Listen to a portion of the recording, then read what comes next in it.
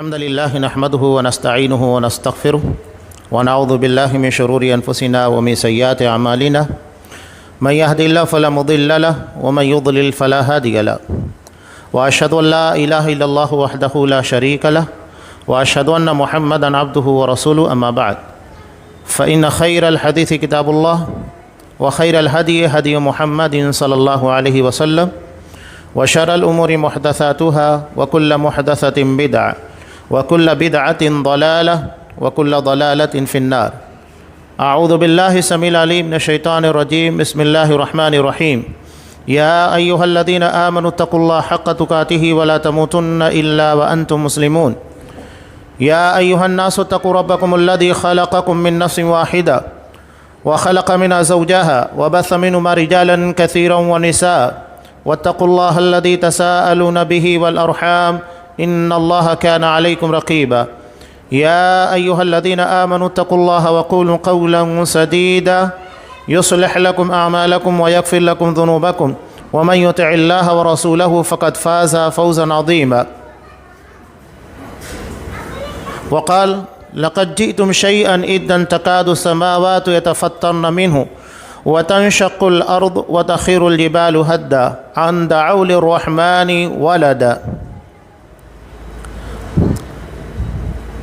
تمام قسم کی تعریفات اللہ رب العالمین وحدہ لا شریک للہ کا زیبا ہے جو ساری کائنات کا تنہا خالق و مالک ہے، اور بے شمار درود و سلام ہو اللہ کے آخری نبی جناب کریم محمد رسول اللہ صلی اللہ علیہ وسلم کی ذات مقدسہ پر۔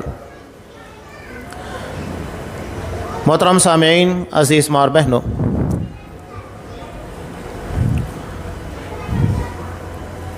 اسلام کی بنیاد جس عقیدے کے پر قائم ہے وہ عقیدہ توحید ہے۔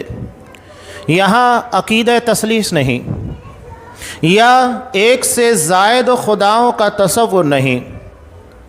نبی کریم صلی اللہ علیہ وسلم نے جب اپنی دعوت کو پیش کیا تھا اور یہ کہا تھا قولوا لا الہ الا اللہ تفلحوا، کہو اللہ کے سوا کوئی معبود نہیں، کامیاب ہو جاؤ گے۔ یعنی کامیابی توحید کے پر ہے، اللہ تبارک و تعالیٰ کو عبادت میں اکیلا ماننے پر، یہ نہیں کہ اللہ کے سوا اور معبودوں کو تسلیم کرنے یا ان کا عقیدہ رکھنے پر ہے۔ عیسائیت آج تک اس معاملے کے اندر الجھی ہوئی ہے کہ تین ایک کیسے ہو سکتا ہے۔ قرآن صاف کہتا ہے وَلَا تَقُولُوا ثَلَاثَةً، یہ مت کہو کہ الہ معبود تین ہیں، بلکہ کہو اللہ اکیلا معبود ہے۔ اور وہاں اختلاف اس بات کا بھی ہے کہ تین میں تیسرا کون ہے۔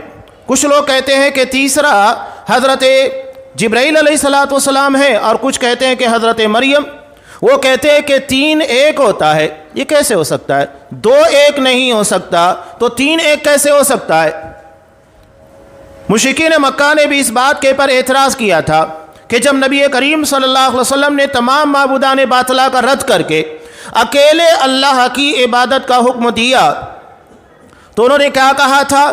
اجعل الآلہۃ الہا واحدا، کہ اس نے تمام معبودوں کو چھوڑ کر صرف ایک معبود بنا دیا۔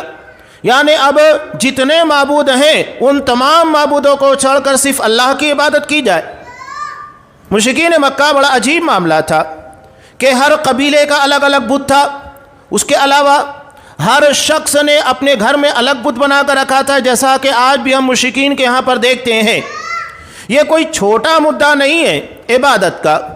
نبی کریم صلی اللہ علیہ وسلم اور تمام انبیاء کا اختلاف اپنی قوموں سے اسی بات کے پر تھا کہ اللہ کے سوا عبادت کے لائق کوئی نہیں ہے۔ آپ صلی اللہ علیہ وسلم مکہ میں 13 سال مشرکین مکہ سے اسی بات کے پر بحث کرتے رہے، ڈیبیٹ کرتے رہے، اور اس موقف سے آپ ہٹے نہیں، یہاں تک کہ اپنے چچا ابو طالب کی وفات کے وقت، جیسا کہ بخاری کی روایت میں ہے، جب آپ صلی اللہ علیہ وسلم وہاں پر گئے اور دیکھا کہ ابو جہل اور عبداللہ بن ابی امیہ پہلے سے وہاں موجود ہیں، تب آپ صلی اللہ علیہ وسلم نے ان دونوں کو اوائڈ کر کے، نظر انداز کر کے، سیدھا اپنے چچا ابو طالب کو کہا یا ام قل لا الہ الا اللہ، اے چچا جان آپ لا الہ الا اللہ پڑھ لیجئے۔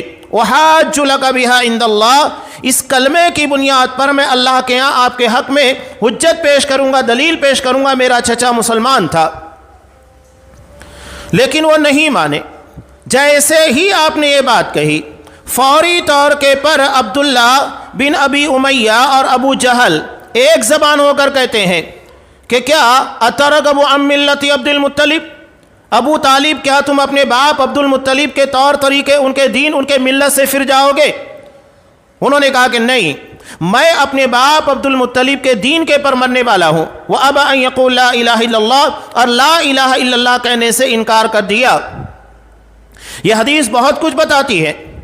شیخ محمد بن عبد الوہاب رحمہ اللہ نے اس حدیث کی تناظر میں ایک بڑا اہم نقطہ پیش کیا۔ کہا کہ اس وقت کے ابو جہل اور عبداللہ بن ابی امیہ مشرکین مکہ جو تھے، یہ آج کے مسلمانوں سے کہیں زیادہ بہتر توحید کو جانتے تھے۔ یہ بات الگ ہے کہ مانتے نہیں تھے، لیکن جانتے تھے کہ توحید کا مطلب کیا ہے۔ تبھی جیسے ہی آپ نے یہ کہا کہ لا الہ الا اللہ آپ کو پڑھنا ہے، تو ان لوگوں نے فوراً کیا کہا کہ کیا تم اپنے باپ عبد المطلب کے دین، ان کی ملت، ان کے طور طریقے کو چھوڑ دو گے، اسے نظر انداز کر دو گے؟ اس کا مطلب یہ ہے لا الہ الا اللہ پڑھنے کے بعد اپنے باپ دادا، اپنے طور طریقے، سماج، رسمیات یا انسان کے نزدیک جو بھی نظریہ ہے سب بے معنی، بے حیثیت ہو جاتا ہے۔ اب صرف اللہ کے بتائے ہوئے اصول اور ضابطوں کے مطابق زندگی گزارنا ہوگا۔ یہ لا الہ الا اللہ کا مطلب ہے کہ اپنے آپ کو اللہ کے حوالے کر دیا جائے، رسول اللہ کے حوالے کر دیا جائے۔ اپنی مرضی، اپنی سوچ، اپنا نظریہ یہ اسلام کے پر نہیں لادا جائے گا۔ قرآن مجید صاف کہتا ہے ادخلوا فی السلم کافہ، اسلام میں مکمل داخل ہو جاؤ۔ یہ نہیں کہ اسلام کو اپنے مطابق چلانے کی کوشش کرو۔ ہمارے یہاں عام ماحول میں دیکھ لیجئے گا کہ ہر کوئی اپنے طور طریقے کے مطابق چلنے کی کوشش کرتا ہے۔ یہ ہماری برادری، یہ ہمارا علاقہ، یہ ہمارا ماحول، اس کے مطابق ہم شادی بیاہ کریں گے، اسی کے مطابق ہم رہیں گے، سہیں گے۔ یعنی اسلام پیچھے رہ جاتا ہے، علاقائیت، برادری، یہ ساری چیزیں آگے بڑھ جاتی ہیں، جبکہ آپ صلی اللہ علیہ وسلم نے ان تمام چیزوں کو مٹایا۔ صاف کہا کلکم بنو آدم، تم سب کے سب آدم کی اولاد ہو۔ دنیا کے جتنے انسان ہیں سب کے ماں باپ ایک ہی ہیں، وہ حضرت آدم علیہ السلام اور مائی حوا، سب اسی کی اولاد ہیں۔ یہ برادری، یہ قبیلہ، یہ صرف اللہ نے ہماری شناخت، ہماری پہچان کے لیے بنایا، یہ ہماری شان کے لیے نہیں ہے۔ ہم نے اسے شان کا ذریعہ بنایا۔ شان اگر پیدا کرنا ہے تو قرآن مجید کہتا ہے ان اکرمکم عند اللہ اتقاکم، تم لوگوں میں سب سے باعزت اللہ کے نزدیک وہ ہے جو تقوی والا ہو۔ تکریم اسے ملنے والی ہے، عزت اسے ملنے والی ہے جو تقوی والا ہو۔ اللہ نے اس معاملے میں تمام انسانوں کو اختیار دیا، ورنہ برادری، علاقائیت یہ ہمارے اختیار کے اندر نہیں ہے۔ کوئی انسان اپنی مرضی سے جس علاقے میں یا جس قبیلے میں، جس برادری میں چاہے پیدا نہیں ہو سکتا، لیکن تقوی ہر کوئی اختیار کر سکتا ہے۔ تو اللہ نے تقوی کی بنیاد کے پر فیصلہ رکھا ہے۔ جنت و جہنم کے فیصلے تقوی کی بنیاد پر ہوں گے۔ علاقائیت، برادری، خاندان، یہ تمام چیزیں بے معنی، بے حیثیت ہے۔ اس بنیاد کے پر کسی کو جنت و جہنم کے فیصلے نہیں سنائے جائیں گے۔ تو آپ صلی اللہ علیہ وسلم کی دعوت توحید تھی۔ اللہ تبارک و تعالیٰ کو اس کی ذات، اس کی صفات میں اکیلا ماننا۔ توحید کا مطلب ہوتا ہے اکیلا ماننا، ایک ماننا۔ کس میں؟ اللہ کی ذات اور اس کی صفات میں، اس کی عبادت میں۔ یعنی اللہ اپنی ذات میں اکیلا ہے، اللہ کی طرح کوئی نہیں۔ قرآن مجید صاف کہتا ہے سورہ شورى آیت نمبر 11 لیس کمثلہ شیء، اللہ کی مانند کوئی چیز نہیں۔ جب اللہ کی طرح کوئی چیز نہیں ہے تو اللہ تبارک و تعالیٰ کی نہ کوئی مثال بیان کی جا سکتی ہے، نہ اللہ کی کسی بھی صفت کی کیفیت بیان کی جا سکتی ہے کہ اللہ کا ہاتھ یا اللہ کا پیر، اللہ کی ذات، اللہ کا چہرہ کیسا ہے۔ نہیں، ہم ایمان رکھتے ہیں اللہ کو چہرہ، اللہ کو ہاتھ، اللہ کو پیر، اس کی ذات ہے، لیکن وہ کیسی ہے اس کے بارے میں قرآن مجید نے صاف کہا لیس کمثلہ شیء، اللہ کی مانند کوئی چیز نہیں۔ جب اللہ کی طرح کوئی چیز نہیں ہے تو نہ مثال دی جا سکتی ہے، نہ کیفیت، کنڈیشن بیان کی جا سکتی ہے۔ تو اللہ بے مثل ہے اپنی ذات میں، اپنی صفات میں۔ اب اللہ کی صفت ہے سمیع، قرآن نے آگے خود کہا وَهُوَ السَّمِيعُ الْبَصِيرُ، اللہ سننے والا، جاننے والا، دیکھنے والا ہے، بصیر دیکھنے والا ہے، سمیع سننے والا ہے، علیم جاننے والا ہے۔ اب یہ بتائیے کہ سمیع اللہ سننے والا ہے، اللہ نے انسان کو بھی سمیع کہا کہ ہم نے سمیع بصیرہ، انسان کو سننے والا اور دیکھنے والا بنایا، تو کیا اللہ کا سننا اور انسان کا سننا دونوں ایک جیسا ہو سکتا ہے؟ نہیں، سوال ہی نہیں پیدا ہوتا۔ اللہ اپنی شایان شان سنتا ہے اور انسان اپنی طاقت اور اپنی بساط کے مطابق۔ اسی طرح بصیر اللہ دیکھتا ہے، انسان کو بھی اللہ نے کہا کہ انسان بھی بصیر ہے، لیکن اللہ کے بصیر ہونے اور انسان کے بصیر ہونے میں بہت بڑا فرق ہے۔ اب آپ دیکھیے، آنکھ یہ ایک ایسا لفظ ہے جو بہت ساری مخلوقات کے لیے استعمال کیا جاتا ہے۔ اللہ نے عقاب کو بھی آنکھ عطا کی، چیتے کو بھی آنکھ عطا کی، کتے کو بھی، تمام جانوروں کو، انسانوں کو۔ لیکن آنکھ اگر ہم کہیں گے کہ عقاب کی آنکھ، چیتے کی آنکھ، تو کیا اگر ہم یہ کہیں چیتے کی آنکھ، تو اس جملے کے آنے کے بعد انسان کی آنکھ کا تصور ہوگا کہ چیتا جس طرح دیکھ سکتا ہے، کیا انسان بھی ویسا ہی دیکھ سکتا ہے؟ نہیں۔ عقاب جس طرح دیکھ سکتا ہے اور اس کی نگاہ جتنی باریک بھی ہوتی ہے اور جتنی دوری کے ساتھ، صفائی کے ساتھ دیکھ سکتا ہے، تو کیا انسان بھی دیکھ سکتا ہے؟ نہیں۔ یعنی انسان اور دیگر جانوروں اور پرند کے آنکھوں کے درمیان بہت بڑا فرق ہے۔ جب انسان کی آنکھوں کے درمیان ہی اتنا بڑا فرق ہے تو سوچئے کہ رب العالمین کا دیکھنا کیسا ہوگا۔ ہمارے یہاں دیکھنے کی ایک حد ہے، ایک مخصوص حد تک دیکھتے ہیں، اس کے آگے نہیں دیکھ سکتے۔ اگر ہمارے اور کسی چیز کے درمیان دیوار آ جائے یا کوئی رکاوٹ آ جائے تو اس پار کی چیزیں ہم نہیں دیکھ سکتے۔ یہ دیوار ہے، دیوار کے پار کیا ہے ہم نہیں دیکھ سکتے۔ لیکن اللہ تبارک و تعالیٰ عرش کے پر مستوی ہوتے ہوئے تمام چیزوں کو دیکھ رہا ہے، وہ بصارت اس کی ایسی ہے، کوئی چیز اس کی نگاہ سے اوجھل نہیں ہے۔ اگر ایک چٹان جس میں اندر جانے کے لیے کوئی راستہ نہیں، وہ اوپر سے مکمل طریقے سے پیک ہے، تو اللہ اس کے اندر کی چیزوں کو بھی دیکھتا ہے۔ یہ اللہ کی بصارت ہے۔ تو اللہ اپنی ذات، اپنی صفات اور اسی طرح عبادت میں اکیلا ہے، یعنی عبادت میں اللہ کے ساتھ کسی کو شریک نہیں بنایا جائے گا۔ یہ اللہ تبارک و تعالیٰ کے تعلق سے بندوں کا حق ہے۔ نبی کریم صلی اللہ علیہ وسلم نے حضرت معاذ بن جبل رضی اللہ تعالیٰ عنہ کو جو عقیدے کی باتیں سکھائی تھی، اس میں سے ایک چیز یہ بھی تھی، آپ صلی اللہ علیہ وسلم نے سوال کیا تھا کہ معاذ کیا جانتے ہو اللہ کا حق بندوں کے پر کیا ہے؟ یعنی وہ ذمہ داریاں، وہ حقوق جو بندوں کو اللہ کے تئیں ادا کرنا ہے۔ انہوں نے کہا کہ اللہ اور اس کے رسول بہتر جانتے ہیں۔ تب آپ صلی اللہ علیہ وسلم نے کہا ان یعبدوا اللہ ولا یشرکوا بہ شیئا، کہ وہ صرف اللہ کی عبادت کرے اور اللہ کے ساتھ کسی کو شریک نہ بنائے۔ یہ بندوں کا حق ہے، یہ اللہ پر، بندوں پر اللہ کا حق ہے۔ یہ حق ہر بندے کو ادا کرنا ہے۔ جو نہیں ادا کرتا ہے وہ مجرم ہے، اور جو ادا کرتا ہے تو اللہ کے انعام کا مستحق ہے۔ تو یہ اللہ کی ذات، اللہ کی صفات اور عبادات، ہر چیز میں اللہ تنہا اکیلا ہے۔ اسی کو سورہ اخلاص میں اللہ نے بیان کیا، قل هو اللہ احد، کہو اللہ اکیلا ہے۔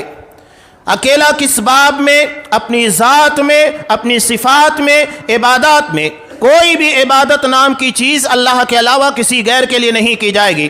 عبادت جو بھی ہوگی، قربانی ہے، نذر و نیاز ہے، سجدہ ہے، رکوع ہے، عبادت جن چیزوں کو کہا جاتا ہے وہ صرف اللہ کے لیے ادا کی جائے گی، اللہ کے علاوہ کسی غیر کے لیے نہیں۔ آج افسوسناک بات یہ ہے، مسلمان جو کلمہ پڑھتا ہے لا الہ الا اللہ کہ اللہ کے سوا کوئی معبود نہیں، اس کا سر زندہ انسانوں کے ساتھ ساتھ مردوں کے سامنے بھی جھکتا ہے۔ کتنی افسوس کی بات۔ اور یہاں شیطان بھی مسکراتا ہوگا، اور یہ شیطان کی چال بازی کی کھلی دلیل ہے کہ مزارات کے پر لکھا ہوتا ہے لا الہ الا اللہ محمد رسول اللہ۔ بہت ساری مزاروں کے پر آپ نے دیکھا ہوگا، بلکہ جھنڈے لگے ہوتے ہیں کلمہ توحید کے، لا الہ الا اللہ محمد رسول اللہ، کہ اللہ کے سوا کوئی عبادت کے لائق نہیں، اور محمد صلی اللہ علیہ وسلم اللہ کے رسول ہیں۔ اسی کے نیچے وہ اللہ کو چھوڑ کر غیر اللہ کی عبادت کرواتا ہے، یعنی توحید کے جھنڈے کے تلے شرک کرواتا ہے، شرک کے اڈے کو قائم رکھے ہوئے ہے۔ یہ ہے شیطان کی چال بازی اور اس امت کی گمراہی کہ وہ کلمہ توحید کو سمجھتی نہیں ہے۔ یہ مشرکین مکہ سمجھتے تھے کہ کلمہ توحید کا مطلب کیا ہے، اللہ کے سوا کسی غیر کی عبادت نہیں کی جائے گی، باپ دادا کے طور طریقے سب ختم ہو جائیں گے، صرف اللہ کا بتایا ہوا طور طریقہ، اس کا دین ہمارے پر نافذ ہوگا۔ لیکن مسلمان نہیں سمجھتا۔ کلمے کے معنی اور مفاہیم کو سمجھنا بہت بڑی ذمہ داری ہے۔ میں یہ تمہیدی باتیں توحید کی جو بیان کر رہا تھا، ابھی 25 دسمبر جسے ساتھ کرسمس کی مناسبت جڑی ہوئی ہے، ہمارے ہاں اسکولوں میں چھٹیاں بھی دی جاتی ہے، جس کی بنیاد کے پر ہمارا بچہ جانتا ہے کہ کرسمس کیا ہے۔ اس دن چھٹی دی جاتی ہے تو کرسمس ہے کیا؟ کرسمس کے تعلق سے جو عیسائیوں نے، کرسچن لوگوں نے عقیدہ بنایا وہ وہی ہے کہ نعوذ باللہ اس دن اللہ کو اولاد ہوئی، یعنی حضرت عیسیٰ علیہ السلام پیدا ہوئے۔ قرآن مجید نے سورہ توبہ کے ابتدا کے اندر بیان کر دیا کہ یہود کیا کہتے ہیں، وقالت الیہود عزیر ابن اللہ، یہود کہتے ہیں کہ عزیر اللہ کے بیٹے ہیں، وقالت النصارى المسیح ابن اللہ، اور نصارہ کہتے ہیں کہ مسیح یعنی حضرت عیسیٰ علیہ السلام یہ اللہ کے بیٹے ہیں۔ یہ سب کے سب ان کے دل کی، ان کے دماغ کی، ان کی زبان سے نکلی ہوئی باتیں ہیں، اور اللہ ان تمام قسموں کے شرک سے پاک ہے۔ سورہ اخلاص میں اللہ نے صاف کہا لم یلد ولم یولد، اللہ کو کسی نے پیدا نہیں کیا، نہ اللہ سے کوئی چیز پیدا کی گئی ہے۔ صاف کہا، یعنی نہ اللہ کا کوئی باپ ہے نہ اولاد ہے۔ مسلم کی روایت میں ہے شیطان بڑا کائیاں ہے، وہ انسان کو توحید کے راستے سے شرک کی طرف لے کر جاتا ہے، گمراہی الحاد کی طرف لے کر جاتا ہے۔ کیسے؟ شیطان ایک بندے کے پاس آتا ہے، رسول اللہ صلی اللہ علیہ وسلم نے فرمایا وہ آتا ہے اور کہتا ہے کہ فلاں چیز کو اللہ نے پیدا کیا، سورج کو، چاند کو، آسمان و زمین کو، انسانوں کو اللہ نے پیدا کیا۔ اچھی بات ہے، صحیح بات ہے، تمام چیزوں کا پیدا کرنے والا اللہ ہی ہے۔ شیطان توحید کا راستہ اپنا رہا ہے، توحید کے راستے سے گمراہی کی طرف لے کر جاتا ہے۔ کیسے؟ پھر وہ اخیر موقع پر لے کر جا کر کھڑا کرتا ہے کہ ساری چیزوں کو اللہ نے پیدا کیا، تو اللہ کو کس نے پیدا کیا؟ یہاں لاتا ہے۔ آپ صلی اللہ علیہ وسلم نے کہا جیسے ہی یہ بات ذہن و دماغ کے اندر آئے، یہ وسوسہ شیطان تمہارے ذہن و دماغ کے اندر ڈالے، فوراً اعوذ باللہ من الشیطان الرجیم پڑھنا چاہیے، شیطان سے اللہ کی پناہ مانگنا چاہیے، اس لیے کہ سوال باطل ہے، بیکار ہے۔ اللہ کو کسی نے نہیں پیدا کیا۔ انسان گنتی کو کتنا بھی آگے لے جائے، اس کی کوئی حد نہیں، کوئی انتہا نہیں، 1 2 3 4 بڑھاتے لے جائیے، لیکن اگر آپ اسے ریورس لے کر آئیں گے، 5 ہے، 4 ہے، 3 ہے، 2 ہے، 1 رک جائے گا۔ 1 کے بعد آپ کے سامنے کچھ نہیں ہے، اور وہی اول ہے، اور اللہ کی صفت ہے هو الاول، اللہ ہی اول سب سے پہلا ہے، جس کی تفسیر میں آپ صلی اللہ علیہ وسلم نے بیان کیا لیس قبلہ شیء، اللہ سے پہلے کوئی چیز نہیں تھی، سب سے پہلا اللہ ہے، اور اسے کسی نے نہیں پیدا کیا۔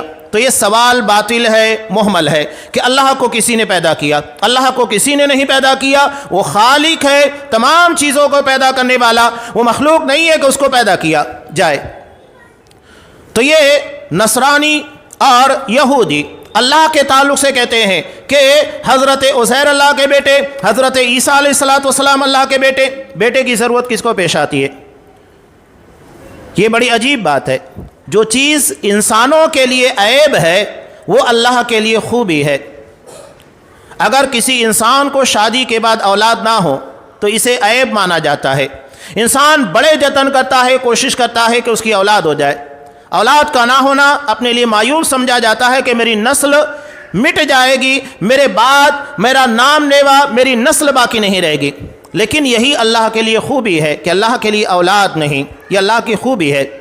یعنی اولاد کا نہ ہونا انسان کے لیے عیب، اور وہی چیز اللہ تبارک و تعالیٰ کے لیے خوبی بن جاتی ہے کہ اس کی کوئی اولاد نہیں، اس لیے کہ اسے کسی نے جنا نہیں، اور نہ اللہ کی ذات سے کوئی چیز پیدا ہوئی۔ انسان کو اولاد کی ضرورت ہے، کیوں؟ اس لیے کہ اس کے پر موت طاری ہوتی ہے، بڑھاپا آتا ہے، اس کے جانے کے بعد دنیا میں اس کے نسل کو آگے بڑھانے کے لیے اولاد کی ضرورت پیش آتی ہے۔ بڑھاپے میں لاٹھی بنتا ہے، عصا بن جاتا ہے، سہارا بنتا ہے۔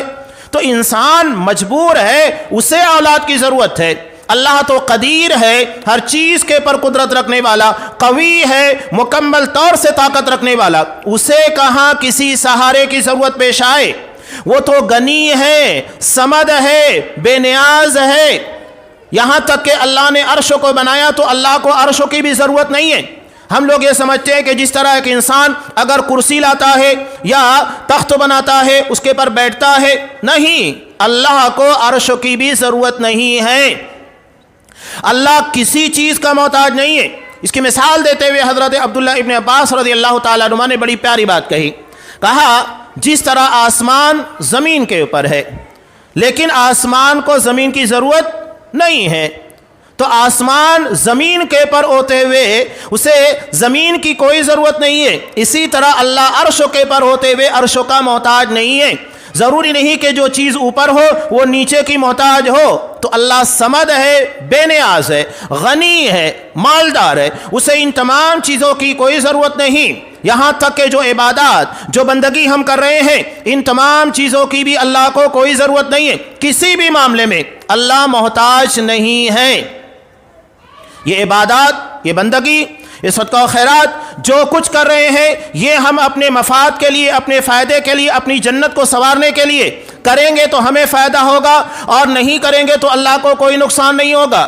وہ صاف کہتا ہے، جیسا کہ حدیث ابو ذر غفاری مسلم کی بڑی طویل روایت ہے جس میں اللہ نے بہت ساری چیزوں کا تذکرہ کیا، وہاں پر اللہ نے اس بات کا بھی تذکرہ کیا کہ اگر دنیا کے تمام انسان، حضرت آدم علیہ السلام سے لے کر قیامت کا آنے والا آخری انسان، یہ سب کے سب دنیا کے سب سے بہترین انسان کی طرح ہو جائے، سب سے بہترین انسان محمد رسول اللہ صلی اللہ علیہ وسلم، تب بھی اللہ کی ملکیت، اللہ کی پراپرٹی میں ایک ذرے کے برابر اضافہ نہیں کر سکتے۔ اور اگر یہ سب کے سب دنیا کے سب سے بدترین انسان کی طرح ہو جائے تو اللہ کی کائنات میں ایک ذرے کی کمی نہیں کر سکتے۔ صاف اللہ نے کہا بے نیاز ہے، یہ جو کچھ کریں گے ہم اپنے مفاد، اپنے فائدے کے لیے یا اپنی آخرت کو سنوارنے کے لیے۔ اللہ کی عبادت کرنے سے کوئی یہ نہ سوچے اس کی بنیاد کے پر اللہ تبارک و تعالی بلند ہوگا یا اللہ کی عزت اور اس کے علوم میں اور اس کی بزرگی میں اضافہ ہوگا، نہیں، وہ اپنی جگہ کے پر کامل ذات ہے، کسی کے کرنے نہ کرنے سے اس میں کوئی فرق پڑنے والا نہیں۔ فرق پڑے نہ پڑے ہمارے پر ہوگا، اللہ تبارک و تعالیٰ کے پر کوئی فرق پڑنے والا نہیں۔ میں سورہ مریم کے تناظر میں کچھ باتیں آپ کے سامنے رکھنا چاہتا ہوں۔ سورہ مریم دراصل اسی عقیدے کے تعلق سے جو کرسمس کے متعلق بنایا جاتا ہے، پورے عقیدے کی عکاسی کرتی ہے، اس کا رد کرتی ہے۔ سورہ مریم کا آغاز جو کہ حضرت مریم کے نام کے پر ہے، سب سے پہلے تمہیدی طور کے پر حضرت زکریا علیہ السلام کا تذکرہ ہے۔ 120 سال کی عمر ہو چکی تھی اور بیوی بھی قریب 90 سال کی تھی، اولاد نہیں تھی۔ ایسے میں وہ حضرت مریم کی جب کفالت کر رہے تھے، پورا طویل واقعہ تفصیل کے ساتھ سورہ آل عمران کے اندر بیان کیا گیا۔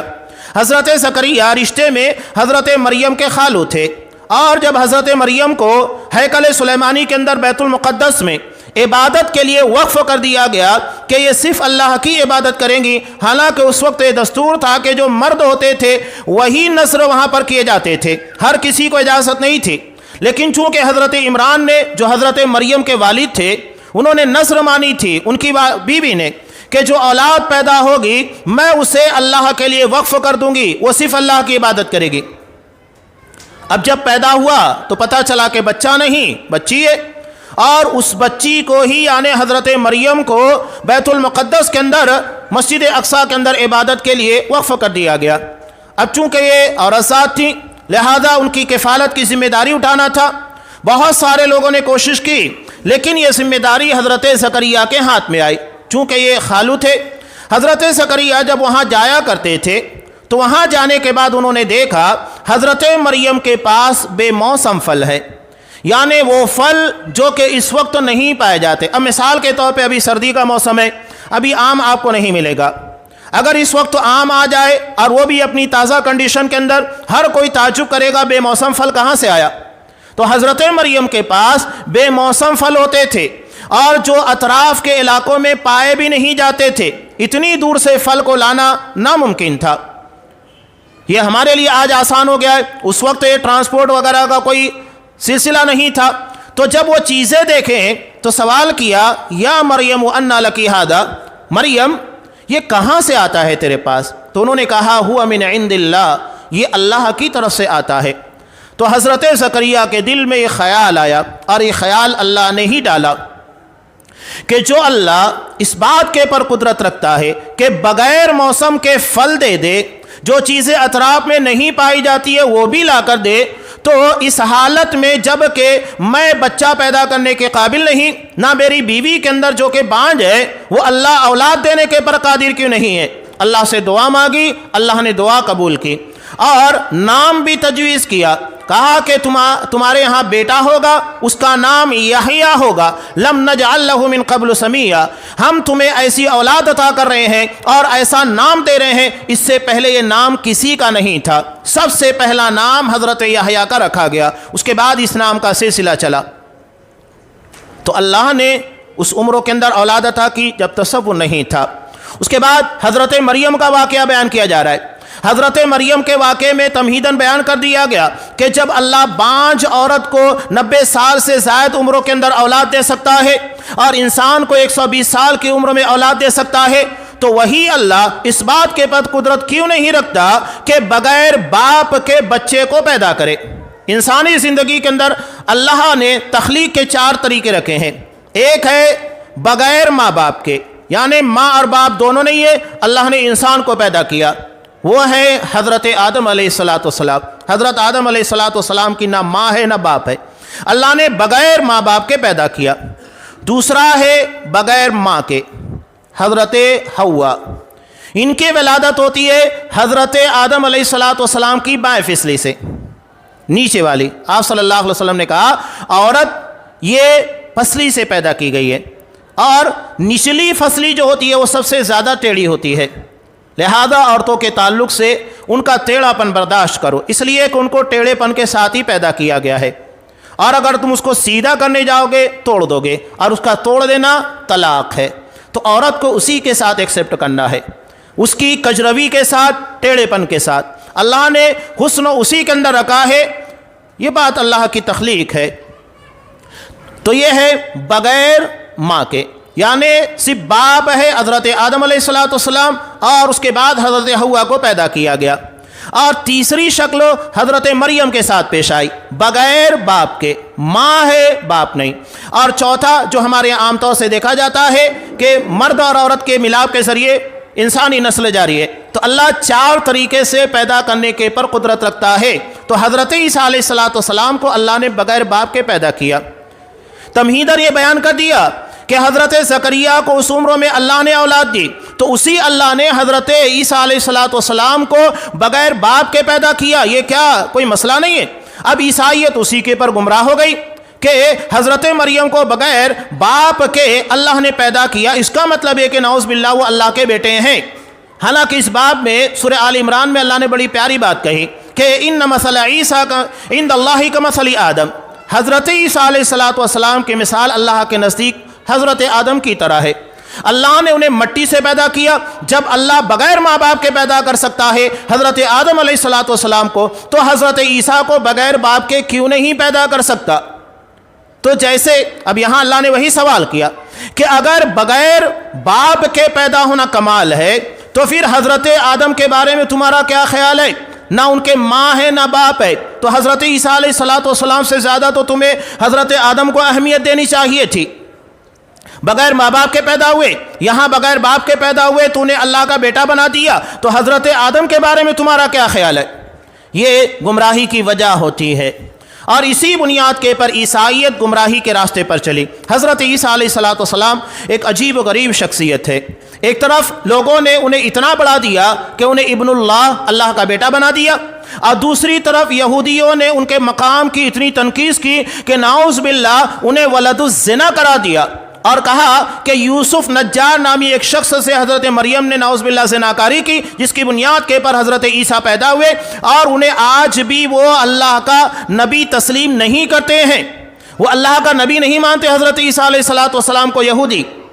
تو یہ 2 الگ الگ راستے ہیں، یہ ہمارے لیے خوش نصیبی ہے کہ اللہ نے ہمیں صحیح راستہ بتایا کہ حضرت عیسیٰ نہ اللہ کے بیٹے ہیں، نہ نعوذ باللہ ولد الزنا ہے، بلکہ اللہ نے اپنی قدرت کاملہ کے ذریعے معجزانہ طور پر بغیر باپ کے ان کو پیدا کیا۔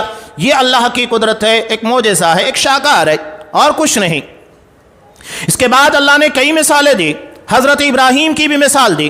اللہ نے جنہیں قریب 85 سال کی عمروں کے اندر، 85 سال کی جو عمر تھی اس عمروں کے اندر اولاد دی، وہاں پر بھی وہی معاملہ تھا، اولاد کا تصور نہیں تھا، اللہ نے اولاد عطا کی۔ تو ایسے بہت ساری چیزیں اللہ نے اس سورہ کے اندر بیان کی۔ اور انبیاء کا تذکرہ کرنے کے بعد قرآن مجید کیا کہتا ہے؟ فَخَلَفَ مِن بَعْدِهِمْ خَلْفٌ، کہ ان کے بعد نااہل جانشین پیدا ہوئے جنہوں نے نبیوں کے عقیدے اور ان کے منہج، ان کے طور طریقے اور ان کی عبادت کے راستے کو نہیں اپنایا، بلکہ انہوں نے کیا کیا؟ اضاعوا الصلاۃ، نماز کو ضائع کر دیا۔ قرآن نے یہ نہیں کہا کہ ترکوا الصلاۃ، انہوں نے نماز چھوڑ دی، بلکہ کیا کہا؟ نماز ضائع کر دی۔ نماز ضائع کرنا کیا ہے؟ یعنی آپ نماز پڑھ رہے ہیں لیکن وہ نماز اللہ کے رسول کی سنت اور اللہ کے اصول اور ضابطوں کے مطابق نہیں ہے۔ نبی کریم صلی اللہ علیہ وسلم کی ایک مشہور حدیث ہے الجامع صحیح کی، آپ صلی اللہ علیہ وسلم نے کہا کہ بندہ 60 سال تک نماز پڑھتا ہے لیکن اس کی نماز اللہ کا قبول نہیں ہوتی۔ کیوں نہیں ہوتی؟ اس لیے کہ نہ وہ رکوع صحیح طور پر کرتا ہے، نہ سجدہ صحیح طور پر کرتا ہے، اور نماز کو جس طرح سکون اطمینان کے ساتھ پڑھنا چاہیے ویسے نہیں پڑھتا ہے۔ تو نماز پڑھو تو اللہ کے بتائے ہوئے طریقے، جسے نبی کریم صلی اللہ علیہ وسلم کی سنت کہا جاتا ہے، صلو کما رأیتمونی اصلی، نماز ویسے ہی پڑھو جیسا کہ مجھ کو پڑھتے ہوئے دیکھا۔ حضرت حذیفہ رضی اللہ تعالیٰ عنہ نے، بخاری کی روایت، ایک شخص کو دیکھا جو نماز اپنی مرضی کے مطابق دھڑا دھڑ پڑھتے چلا جا رہا ہے، نہ رکوع صحیح نہ سجدہ صحیح، بے اطمینانی کے ساتھ۔ اس کے بعد اس کو بلایا، کہا کہ اگر تو اسی طرح نماز پڑھتے رہا، اسی حالت میں تیری موت آ گئی تو تو جاہلیت کے پر مرے گا، اسلام کے پر نہیں۔ جاہلیت میں بھی لوگوں نے اپنی من مرضی نماز بنا لی تھی، جیسے چاہتے تھے ویسے نماز پڑھتے، ویسے عبادت کرتے۔ تو عبادت کرنا ہے یہ ہمارے پر فرض ہے، لیکن یہ بھی فرض ہے کہ وہ اللہ کے رسول کی سنت کے مطابق ہو، یہ لازم ہے۔ بہرحال انہوں نے نماز کو ضائع کر دیا، یعنی نماز عبادت کر رہے لیکن بے حیثیت، بے معنی اور اصول و ضوابطوں کے مطابق نہیں۔ جو طریقہ اللہ نے طے کیا اس طریقے اور سنت کو انہوں نے ملحوظ خاطر نہیں رکھا۔ واتبعوا الشہوات، اور خواہشات نفسانی کے پیچھے پڑ گئے، یعنی اپنے دین کو بھی برباد کیا، اپنی دنیا اور اپنے اخلاق اور معاملات کو بھی برباد کیا، دونوں چیزیں تباہ برباد ہو گئی۔ فسوف یلقون غیا، ان قریب یہ جہنم میں انتہائی نچلے طبقے کے اندر داخل کیے جائیں گے۔ اس کے بعد آخر میں اللہ حضرت مریم کے اور ان کے واقعے کے تناظر کے اندر ارشاد فرماتا ہے۔ حضرت مریم اور حضرت عیسیٰ کے تعلق سے پورا تفصیلی واقعہ ہے۔ حضرت مریم علیہ السلام کو اللہ نے حضرت جبرائیل کے ذریعے جا کر حمل ٹھہرایا، انہوں نے پھونکا، جس کی بنیاد کے پر حضرت عیسیٰ کا حمل ٹھہرا اور بچہ پیدا ہوا۔ حضرت عیسیٰ علیہ السلام کو لے کر حضرت مریم قوم کے سامنے آتی ہیں۔ وہاں آنے کے بعد لوگوں نے دیکھا کہ حضرت مریم کا نکاح نہیں ہوا ہے، تو یہ بچہ کہاں سے آیا؟ حضرت مریم نے جب لوگوں نے سوال کرنا شروع کیا تو انہوں نے صاف کیا کہا؟ انی نذرت للرحمن صوما فلن اکلم اليوم انسیا، کہ آج میں نے رحمان کے لیے نظر مانی ہے، آج میں کسی سے بات نہیں کروں گی۔ یعنی صوم کا مطلب ہوتا ہے رک جانا، چاہے کھانے پینے سے رک جاؤ یا بات کرنے سے۔ تو یہاں حضرت مریم کا روزہ بات کرنے سے رکنے کا تھا۔ انہوں نے کیا کہا؟ فلن اکلم اليوم انسیا، آج میں کسی انسان سے بات نہیں کروں گی۔ اب یہاں پر دیکھیے بات کتنی پیاری ہے۔ لوگوں نے کیا کہا؟ یا اخت ہارون ما کان ابوک امرأ سوء وما کانت امک بغیہ، اے ہارون کی بہن، نہ تمہارا باپ بد چلن تھا نہ تمہاری ماں بد چلن تھی، بد اخلاق تھی۔ اس کا مطلب یہ ہے ماں اور باپ کے اثرات بچوں کے پر پڑتے ہیں، تبھی تو حوالہ دیا گیا باپ کا اور ماں کا۔ جب تمہارے ماں باپ ایسے نہیں ہیں تو تم ایسے کیوں ہو گئی؟ تب انہوں نے حضرت عیسیٰ علیہ السلام کی طرف اشارہ کیا۔ لوگوں نے کہا یہ تو گود میں کھیلتا ہوا ایک بچہ ہے، ہم اس سے کیسے باتیں کریں گے؟ تب اللہ نے حضرت عیسیٰ علیہ السلام کو قوت گویائی دی۔ جب بچہ ایک لفظ صحیح طور پر نہیں ادا کر سکتا ہے، حضرت عیسیٰ علیہ السلام نے لوگوں سے باتیں کی، کہا انی عبداللہ میں اللہ کا بندہ ہوں، اللہ مجھے نبی بنانے والا ہے، آتانی الکتاب، اللہ مجھے کتاب یعنی انجیل عطا کرے گا، وجعلنی نبیا، اور اللہ نے مجھے نبی بنانے کا فیصلہ کیا ہے۔ یہ حضرت عیسیٰ علیہ السلام کی باتیں تھی بچپن میں، جب اپنی ماں کی گود میں ہیں، چند دنوں کے ہیں، جب بچہ ایک لفظ صحیح طور پر نہیں بول پاتا ہے، یہ کلام کر رہے ہیں۔ چنانچہ لوگوں نے جیسے ہی یہ ساری باتیں سنی فوری طور کے پر ساکت رہ گئے، یقیناً یہ اللہ کی طرف کی باتیں ہیں، اور یہ ان کا کلام اپنی ماں کے حق میں گواہی تھی۔ میری ماں اپنی جگہ کے پر سچ ہے، وہ بدچلن نہیں ہے، بد اخلاق نہیں ہے۔ ماں نے اللہ نے اس بچے کے ذریعے ایک ماں کے حق میں گواہی دلوائی، عزت نفس کا اتنا خیال کیا گیا ہے۔ اللہ ایسے حالات پیدا کرتا ہے جس کی بنیاد کے پر گواہیاں خود لوگوں کے سامنے آتی ہیں، اور اس کے بعد آخر میں ساری چیزوں کو بیان کرنے کے بعد قرآن کہہ رہا ہے لقد جئتم شیئا ادا، تم اتنی خطرناک، ہولناک، ڈینجر بات لے کر آئے ہو، تکاد السماوات یتفطرن منہ۔ اللہ نے پورے واقعے کو بیان کرنے کے بعد کہا کہ اللہ نے حضرت عیسیٰ کو کیسے پیدا کیا، ایک عام انسان کی طرح اللہ نے بغیر باپ کے ان کو پیدا کر دیا، بس اتنی ہی بات تھی، اس سے زیادہ نہیں۔ تم نے اسے اٹھا کر اللہ کا بیٹا بنا دیا۔ یہ بڑی عجیب بات ہے۔ قرآن کہتا ہے آسمان پھٹ جائے، زمین میں زلزلہ طاری ہو جائے، یہ ممکن ہے، لیکن کیا تم یہ نہیں سوچتے کہ تم نے اللہ کے لیے اولاد ٹھہرائی؟ کتنا بڑا الزام اللہ کی ذات کے پر لگایا جا رہا ہے۔ اس کا مطلب یہ ہے کہ نعوذ باللہ اللہ کو عیبدار قرار دیا جا رہا ہے۔ اللہ محتاج ہے، اسے اولاد کی ضرورت ہے، جبکہ اللہ غنی ہے، صمد ہے، بے نیاز ہے، اسے کسی کی کوئی ضرورت نہیں ہے۔ اب یہ اللہ کی محتاجگی کا اظہار اللہ کی توحید میں خلل واقع کرتا ہے، اور آج بڑے افسوس کے ساتھ کہنا پڑتا ہے مسلمان بھی کوئی پیچھے نہیں ہے۔ نبی کریم صلی اللہ علیہ وسلم کے تعلق سے پہلے تو یہ عقیدہ بنایا گیا کہ وہ نور سے پیدا ہوئے، اور آگے بڑھنے کے بعد اس عقیدے کو انتہائی خطرناک مرحلے تک لے جایا گیا۔ کہاں تک؟ نور من نور اللہ، نعوذ باللہ، کہ آپ اللہ کے نور کا ایک حصہ ہیں۔ انسان اپنی اولاد کو کیا کہتا ہے؟ میرے جگر کا ٹکڑا ہے، کہتا ہے نا، یہ میرے وجود کا حصہ ہے، یہ میری ذات کا حصہ ہے۔ تو نور من نور اللہ کا مطلب کیا ہوا؟ اللہ کے نور کے ایک حصے کا مطلب نعوذ باللہ اللہ کا بیٹا آپ کہہ رہے ہیں۔ آپ صلی اللہ علیہ وسلم نے کہا کہ لَتَتَّبِعُنَّ سُنَنَ مَنْ كَانَ قَبْلَكُمْ، تم اپنے سے پہلوں کے طور طریقے اپناؤ گے۔ ان لوگوں نے اللہ کو اولاد ٹھہرائی، تم بھی اولاد ٹھہراؤ گے۔ اور یہ نبی کریم صلی اللہ علیہ وسلم کو اسی مقام کے پر نعوذ باللہ لے جا کر کھڑا کر دیا گیا کہ آپ اللہ کے نور کا ایک حصہ ہیں۔ یہ وہی ہے عقیدہ شرکیہ جو عیسائیوں کے ہاں موجود تھا۔ اب یہاں یہ جو میری کرسمس کی بنیاد کے پر مبارکباد دی جاتی ہے، اس واقعے کے تناظر میں آپ خود سمجھ لیجئے کہ آپ اگر کسی کرسچن کو یا کسی بھی شخص کو، کرسچن ہو، مسلمان ہو، غیر مسلم ہو، اگر اسے کرسمس کی مبارکباد دیتے ہیں تو اس کا مطلب کیا ہوا؟ نعوذ باللہ آپ اللہ کو اولاد ٹھہرا رہے ہیں۔ غیر مسلموں کے تہواروں میں شرکت، ان کو مبارکباد دینا ایک مسلمان کے لیے جائز نہیں ہے۔ سورہ فرقان میں جہاں عباد الرحمن، اللہ کے نیک بندے جنہیں رحمان کی طرف منسوب کیا گیا، اللہ نے وہاں جب اللہ کے نیک بندے عباد الرحمن کی صفات کو تذکرہ کیا تو وہاں پر ایک صفت کا تذکرہ کیا کیا؟ ایک تذکرہ یہ بھی کیا کہ لم یشہد الزور، یہ لوگ جہاں زور یعنی جھوٹ کی باتیں ہوتی ہیں وہاں حاضر نہیں ہوتے، وہاں بچتے ہیں۔ علامہ ابن تیمیہ رحمۃ اللہ علیہ نے زور کی تفسیر بیان کرتے ہوئے کہا کہ ہی اعیاد المشرکین، یہ مشرکین کا تہوار ہے۔ ایک غیر مسلم کو اس کے تہوار کے پر مبارکباد دینے کا مطلب یہ ہوتا ہے کہ ہم اس کے عقیدے اور جو وہ عقیدہ رکھے ہوئے ہے، جو اس کی سوچ، جو اس کا نظریہ ہے، اس کا دھرم ہے، ہم اسے مان رہے ہیں، تبھی اس کو مبارکباد دے رہے ہیں۔